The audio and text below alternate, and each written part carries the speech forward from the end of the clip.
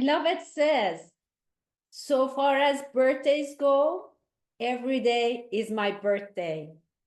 I am born every moment and die every moment, so that every day is my birthday. You know, there is this lovely line, I think it's from Hafez, who says, Yek nokte bish nist sochane eshcho in ajab, az har zaban ke mishnabam namukarrar ast. Love is just a single word, but no matter how many times I hear it repeated, it never gets repetitious. So it seemed like that was a good excuse or justification for us to proceed with this. And then I came across a short clip of a much longer program devoted to, I think, Rumi's birthday in 2024. And this short clip kind of cut my heart. So I thought maybe you all would like to hear it. Now, if a life is spent without love, don't count it as life. These are Rumi's lines. So it doesn't count as life if there is no love in it. Love is the essence of life. Drink this potion with your heart and your soul. When love breathes out its essence, the world becomes verdant, becomes alive. With each breath, young leaves grow out of old trees. All these pure souls, they are enslaved, chained by worldly desires. So how to free these souls that are enslaved? And he says, then love appeared, showering gold, buying back freedom for the slaves. So it is the gold of love that buys back the freedom of these slaves. Basically, reading some of the words that Baba said and some of the words that some of the great masters of love have said. There is a master called Ibn Arabi. Baba identifies him as a perfect master in God Speaks, and in the supplement there are a lot of references to his works because Baba uses his terminology, which became the prevalent terminology for Sufis. He is known as the greatest sheikh in Sufism. It's called Sheikh al-Akbar. And he's also called Khatam al-Awliya, the seal of all the saints. So he's very highly revered. And so we'll also see what some of the things that he says and how close they are to what Baba says. So Baba is talking about love and knows about our predicament. And so he talks about difficulties. He says, of all the forces that can best overcome all difficulties, the greatest is the force of love. Because the greatest law of God is love. Now, we hear these words over and over and we say, yeah. But these are the truth. The greatest law of God is love, which holds the key to all problems. Then he continues, this mighty force not only enables one to put the ideal of selfless service into practice, but also transforms one into God. It transforms one into God. It has been possible through love for man to become God. And when God becomes man, it is also due to his love for his beings. So selfless service and this love are kind of twins that cannot be separated. And that is why Baba has this mastery in servitude on top of his samadhi and in the middle of his emblem. And we'll talk a little bit about that. So in short, by all reckoning, creation is made out of love. And Ibn Arabi says, love is the cause of creation. God created the world out of love, for he desired to see his names and attributes reflected in the mirror of existence. Very similar to some of Meher Baba's sayings. And I was very interested because just earlier today, I was looking at some YouTube videos, and one was of Peter Nordin. He was talking about God Speaks.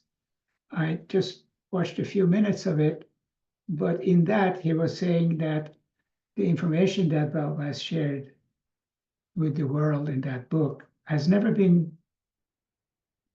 communicated before, except a little bit by Ibn Arabi. So I thought it was interesting that he should realize that. Another quote from Ibn Arabi: love is the fire that consumes the lover, leaving nothing but the beloved. In the station of love, the lover and the beloved become one. Now, Ibn Arabi was just a few decades before Rumi. They didn't meet, but through one of Ibn Arabi's students, Sadruddin Ghunavi, Rumi learned about Ibn Arabi and his teachings and was greatly influenced. And he puts that line into a beautiful Persian poem that says, عشق آن شعله است کو چون برفروخت جمله عالم را به جز معشوق سوخت. Which is exactly what Ibn Arabi said. Love is the fire that consumes the lover, leaving nothing but the beloved. Along those lines, Baba says, love is the reflection of God's unity in the world of duality. It is so beautifully put. It constitutes the entire significance of creation. So what is this love? Well, we'll explore a little bit about it, but it looks like it's everything. Now, some of you may know, I know the Iranians know about Hallaj, Mansur Hallaj. Those of you who don't know about him, he's a great martyr, a Sufi martyr, who said, Ana al-Haq, meaning I am God, I am the truth. And they say they dismembered him and they put him on a scaffold, and his blood spilled on the ground, and it spelled, I am God. But so some of it is fiction, but he was a true lover. I mean, he was a great master. I don't know if Baba identified him as a perfect master or not, but it was more of a must-like or a majzub-like person that all mystics in Islam revere him. He said, it is for love that the whole universe sprang into existence, and it is for the sake of love that it is kept going. When love comes, the self vanishes in the fire of the beloved. Again, the same sentiments that we read, and Hallaj was before Ibn Arabi and of course before Baba. And so these lines are attributed to him, which is the identical message. Now, going back to Baba, Baba says, it is love that gives meaning and value to all the happenings in the world of duality. But while love gives meaning to the world of duality, it is at the same time a standing challenge to duality. So here's where the tug of war comes. On the one hand, we need the duality for consciousness to evolve and to grow and to learn and to collect all experiences. And that requires love. In other words, you have to love something to learn it, to become it. But then again, it is love that breaks separations at every level. So it has a dual role, a making and a breaking. And Baba continues, the development of love is conditioned and sustained by the tension of duality. God has to suffer apparent differentiation into a multiplicity of souls in order to carry on the game of love. So in other words, for love to exist, there has to be a lover and a beloved. So beloved God differentiates itself into these apparent dualities so that the game of love can be played. And continues, as love gathers strength, it generates creative restlessness and becomes the main driving power of that spiritual dynamic which ultimately succeeds in restoring to consciousness the original unity of being. So this love that is causing all this tension and all of this kind of bringing together and taking apart and all of that creates a restlessness and energy that ultimately causes consciousness to experience its original unity, its unified being. And again, going back to Ibn Arabi, he says, love is the purpose of creation, for it is through love that the lover and the beloved become one. Love is the fire that consumes all separation. So on the one hand, for love to exist, you have to have separation, a lover and a beloved. And yet, to consume love, love has to bring these two back together. So that is why we have been talking about winding and unwinding. During the winding phase, it's the separation. And it is the winding comes to an end and unwinding begins where love begins to unite. And now we are entering that phase when the majority of the people are going to be unwinding and for love to be playing the role of uniting. And more diversity will be experienced as unity. Now, how to find love? I mean, that's the elephant in the room. All of this talk about everything is love, love, love. And so, how do you get it? Well, Baba puts it simply. He says, love is a gift from God to man. So a gift is not something that, especially from God, is not something that you can do anything to deserve it. It's a gift. And it is not a gift from the master. Baba continues, he says, a perfect master never gives the gift of love. Obedience is the gift from master to man. And we have talked a little bit about how obedience which we think is something we give to a master, Baba says it is really a gift from the master to man. And the reason for that is because when you obey, you put the burden on the shoulders of the master. So the master is giving you that gift of accepting your shortcomings, accepting your growth, your divinization, your transformation. And surrender is a gift of man to master. Now, this surrender has multiple levels. Of course, love has multiple levels. Everything has multiple levels. But one level of surrender that is easy to relate to is this powerful statement by Baba when he says, do your best and don't worry, be happy. You give it to him. You entrust Baba with everything. He's the only one who can be trusted.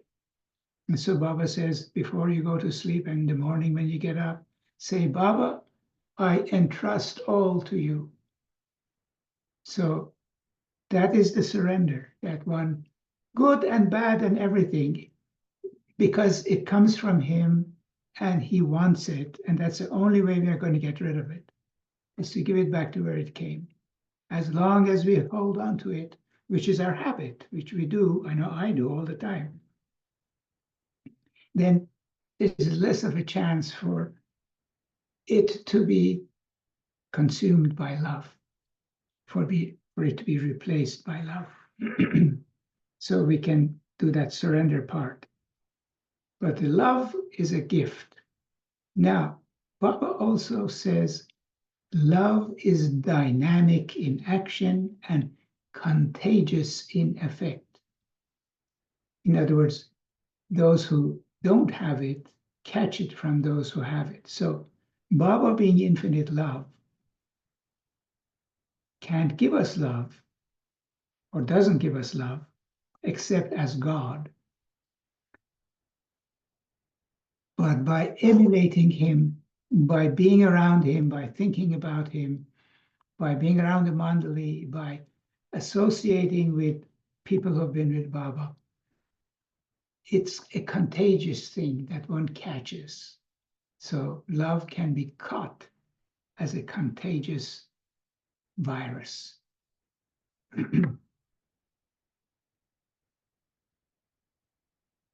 Okay. Now, this love, just reviewing, has many levels. And we've talked about some of the experiences of the Mandali who were with Baba and how their learning kind of solidified their sense of love, which is unconscious. True love is not something you feel, you have it in your awareness necessarily, but it is how you act and how you live. It is what motivates you. Now, here are a few stories about the Mandali. First, the kind of the apprenticeship phase. Sarosh, was one of the early Mandali with Baba during the Manzilamim in the 1922. Then after Baba closed Manzilamim, he sent different people different places, and some he kept with himself. And Sarosh was sent to some other town, I don't know if it was Nasik or somewhere, to start a motor business. And so he was away for 3 months, and then Baba called all the people that had been with him back for a meeting and a get together.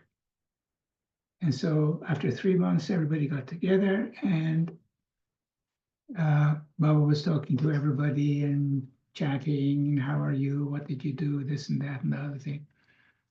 But he never looked at Sarosh, never said a word to him, completely ignored him. And Sarosh finally burst into tears. And those of you who saw Sarosh, he's a big, tall man. He burst into tears and said, Baba, what is the matter? You don't look at me, don't talk to me, you're ignoring me. And Baba says, well, how do you think I felt during these 3 months? You didn't even send me a note. You didn't even send me a letter. You didn't even send me a message. So how do you think I felt during these 3 months? So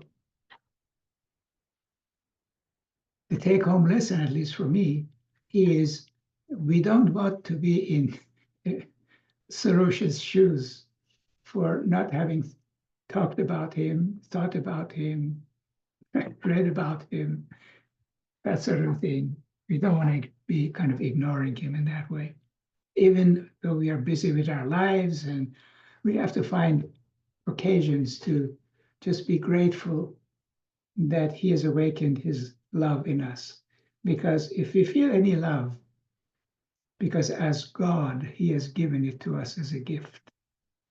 Not as a master, but as God. And it is such a privilege. It is such a privilege. So love is also, as I said, it's a deep and sometimes not in awareness quality that motivates us. So it's not a feeling, a kind of always a feeling. It sometimes has a feeling, but not always. Now, we have talked about how Erich was in that state where he didn't even know that he loved Baba. And when Baba asked him, do you love me? He said, I don't know. And Baba was kind of not pleased with that answer and said, come and kiss me and say you love me. And so he goes and kisses and says, I love you. And then Baba says, is that how you say you love me? Say it as if you mean it. So in other words, even if you don't feel, say it, because it's there. And that's the only thing that's true. So forget about the feelings of, agitation and all of that, which is part of the cleansing process. It's going to come and it's going to stay with us, and sometimes for very long periods. We're going to have these dry periods, sometimes for decades, and sometimes not. But deep inside, we should know that these superficial feelings are not the real thing. And so, another event in Erich's life that he talked about, I don't know if that's on a video or not, but I know when we used to go to Merazad, he would tell us these, and I would go often, so I would hear this often, that it came a time that he was so fed up that he said, Baba, I can't serve you anymore. I can't stay with you anymore. And I have to leave.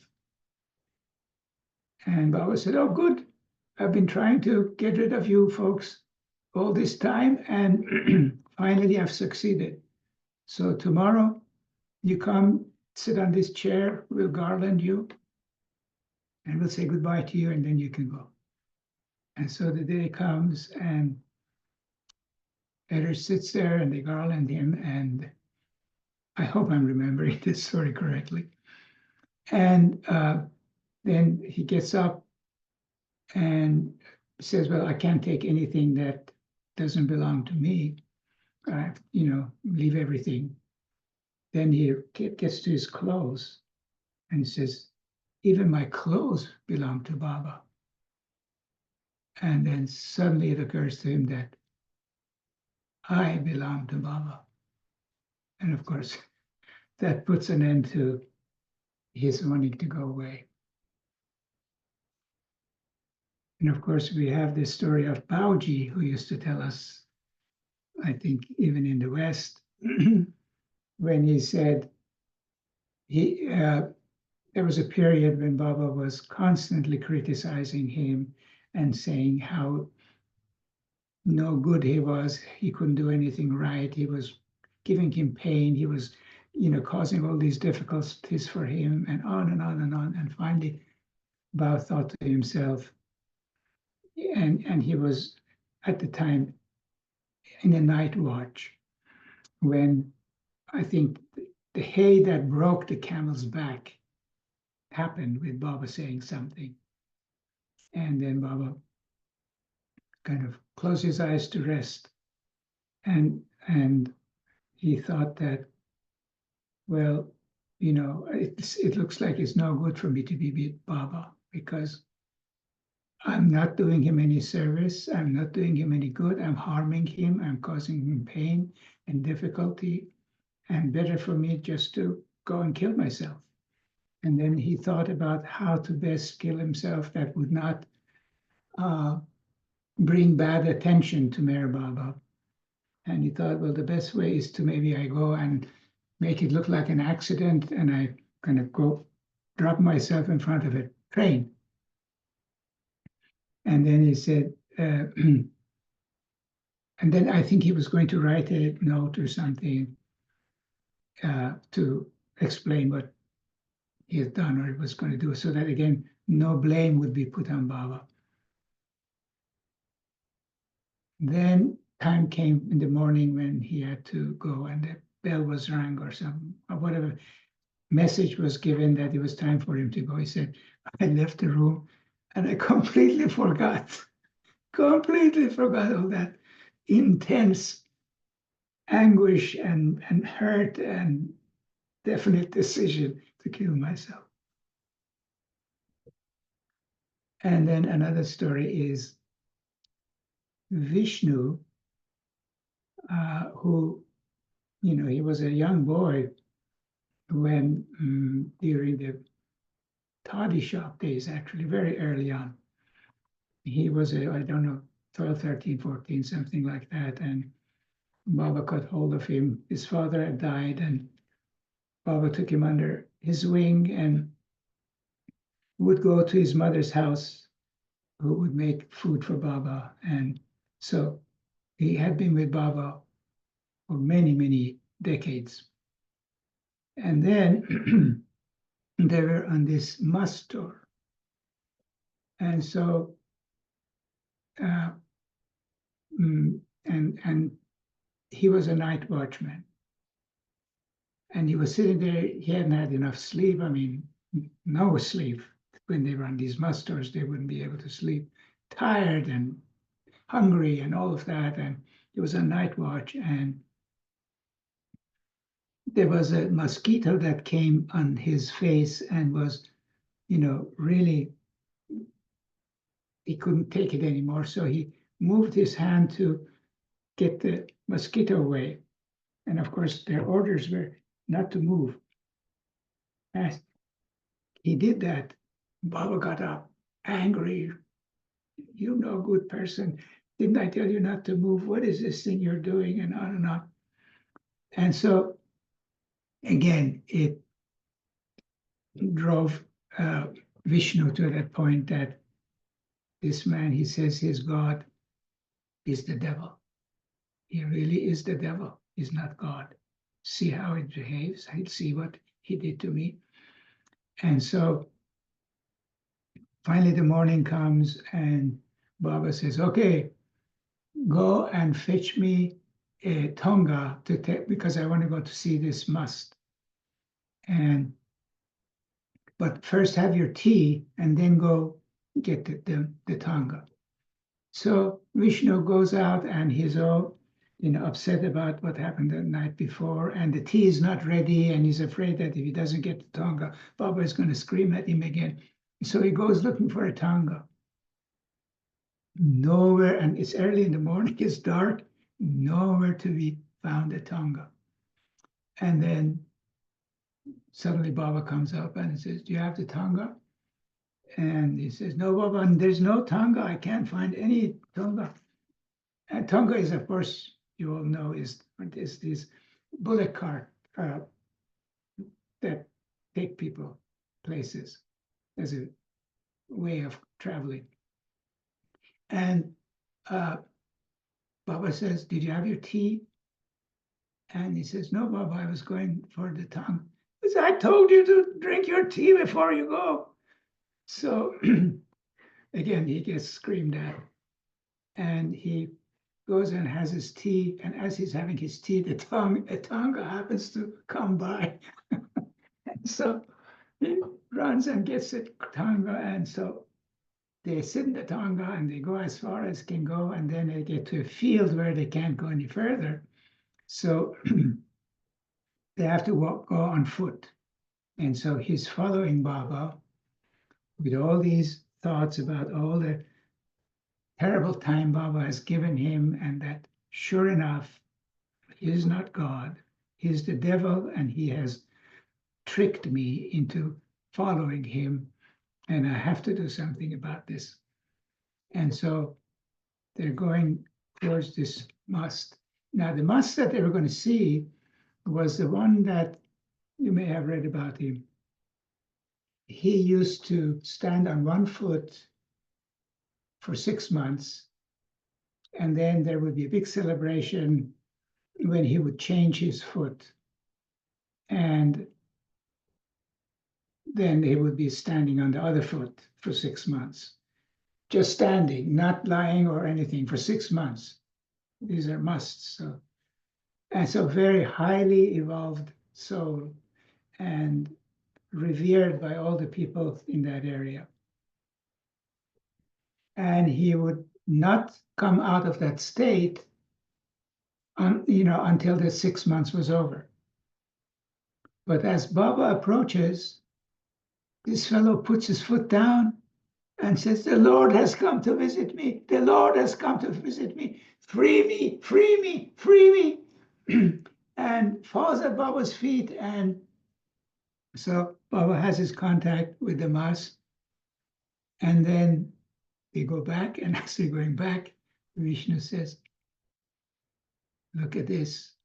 This greatly evolved soul thinks of him as God and asks his grace to free him. Who am I to think that he's the devil?" So all of those thoughts, of course, vanish for him. And then a week or two later, Baba asks Vishnu, he says, "Take a glass of water with a rose in it from me and go and give it to that must that we saw." So Vishnu gets the water and the rose. Now he knew exactly not to disobey any part of it. And he goes to that place and he sees there's a big crowd, a lot of people there. And he says, "What's going on?" And they say that the great saint just dropped his body. And so Baba had granted his wish. That's why he had gone to see him. And apparently it was a custom in that part to throw a glass of water on the body of a person who had died and put a rose. And so Baba had provided for that. And so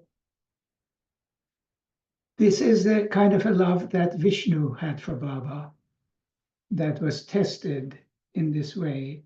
But you see, deep inside, he knew, regardless of what his mind told him, that Baba was who he was. And there's another sweet story that Erich used to tell us about this king, and some of you may remember, who married this wonderful princess. They were madly in love with each other. And she was a beautiful queen, and he was a very just and excellent king. He managed the affairs of the kingdom very well, and he helped people and so forth. But then as days begin to pass, and the woman, the queen, was totally devoted to Ram, Lord Rama. She was very devout, spiritual figure, and she was devoted to Rama. So after some time, she begins to not eat and look morose, and people begin to tell the king, and the king himself notices that how this vibrant, lively woman has turned into this sad person, and says, well, what is the problem? Why are you not happy? Haven't I give you everything you need? Yes, you have given me everything you need. Haven't I, this and that? Yes, yes, that's all. And why are you so unhappy? Why are you don't eat? Why can't sleep? And he said, she first refuses to say anything, and then time passes, and finally, at one point, she says, "My Lord, yeah, I have everything, and you've given me everything, and I love you greatly. But you have not for once said the name of the Lord. You have not once expressed any sentiment towards our Lord Rama. You." And the king says, well, am I not a good king? Am I not a just king? Haven't I, done this and that and the other thing and all of that? And the queen said, yes, yes, yes, all of that is true. But the most important thing is for you to have love for God. And I don't see that love for God in you. And I can't be happy because you don't have that love.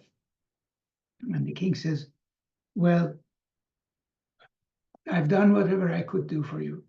And so the queen is continuing to be more and more sad and morose and weak and so forth. And then suddenly the king, in the morning, he would go on the terrace to look at the city and see what's going on. And he sees that there are signs of celebration. They're putting up banners and, I don't know, lights and whatever they used to do in those days of a great festivities. People are cleaning and all kinds of going on, and he's puzzled, what's going on? So he asks people who, they all come with big smiles on their face, and they said, the queen has come out of her morose state, and she has said we have to have 40 days of celebration. The king is elated. He's just delighted. He doesn't know what to say or do or think or anything. And so he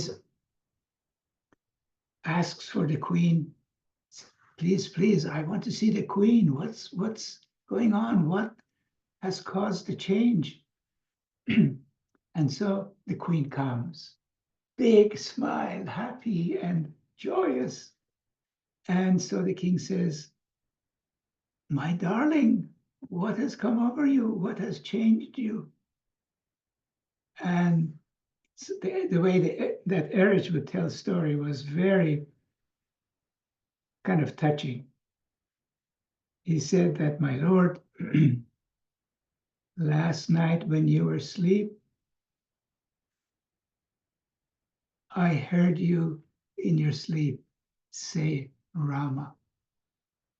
And I knew that you loved the Lord.